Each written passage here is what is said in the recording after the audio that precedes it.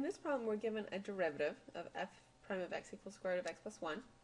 We're given kind of, it's not quite an initial condition, but that same idea. If we're given a point on our actual function f of x, where if x is 1, we know that f of x is 0, and we want to find that specific f of x. So if you have the derivative and you want to find your original function, we always integrate. So we want to integrate square root of x plus 1 dx. Oh, I just realized I skipped the whole part that made this problem difficult. I didn't write the little 4. This is actually the fourth root. You don't see it very often, so you might not remember what it is. So we're taking the integral of the fourth root. So the fourth root is just kind of like the square root, but instead of saying what squared gives me this, it's what to the power of 4 would give me this number. For us, more particularly, just like we rewrite the square root as the power of 1/2, we'll rewrite the fourth root as to the power of 1/4. So we're looking at the integral of x to the 1/4 plus 1 dx. Now we can use just our power rule. So x to the power of 1/4, we would raise the power by 1. So 1/4 plus 1 is going to give us 5/4. And divide by your new power of 5/4. Plus this 1, it's not written there, but this could be like 1 times x to the power of 0, right? Because anything to the power of 0 is just 1. So we can always add in or multiply by x to the power of 0.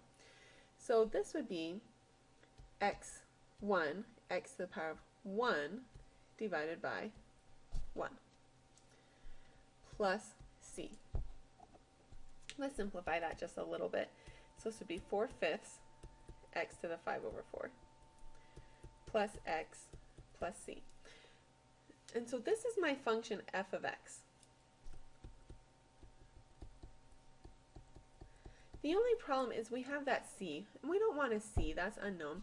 And what we do is we come back up to our point that's on our function, and we say if x is 0, then if x is 1, then f of x is 0.